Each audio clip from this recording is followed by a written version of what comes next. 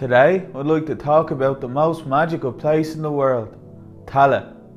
The square shopping centre is in the shape of a pyramid. Some believe it was built by Tallaht's very own Richard Dunn, just so he could get up on the roof and play heads and volleys by himself. The Jobestown River is perhaps one of the most underrated tourist attractions in all of Tallaght. It's more radioactive than watching your food cook in a microwave in Chernobyl. It's toxic to the human touch, but it's a really good place to wash your sneakers.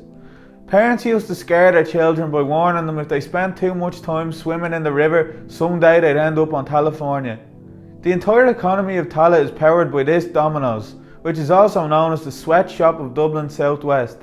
Reports suggest that it's the busiest Domino's in the world, but it was really just a clever tactic to stop frustrated Tallaght locals from roaring down the phone at some poor 50-year student about having to wait an extra 5 minutes for their mega deal.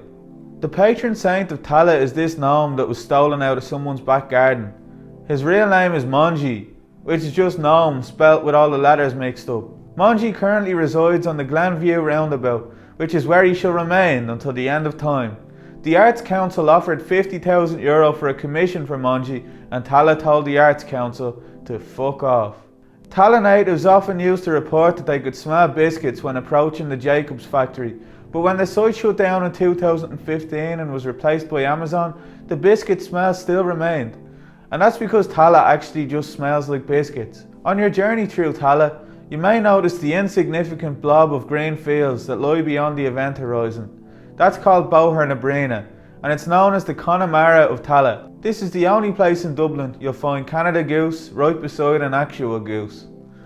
Perhaps the greatest culture war of all time was the battle between Tallagh's two nightclubs, Show and Entourage, featuring a few late night stragglers from the Metro, who were just people who didn't get into the other two nightclubs anyway. The Metro is known as the Pompeii of Tallaght. It's reported the floor is so sticky that even though it's closed, some people are still in there. Every Saturday night when the clubs closed, these groups would congregate in the McDonald's and the surrounding car park and engage in what can only be described as a riot of extinction level carnage. The Hunger Games of Dublin 24, the bleeding, starving, get out of my way games.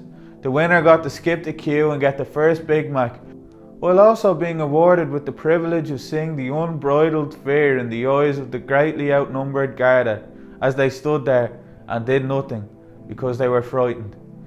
The age-old question of Fir House has been argued for centuries. Is it really in Tallaght? And the answer is, Fir House is actually in Fir House, and Fir House is in Tallaght. Fir House is the safety net that stops people from Tallaght from entering Rathfarnham, but deep down, Fir House is just Tallaght in denial. Namaste.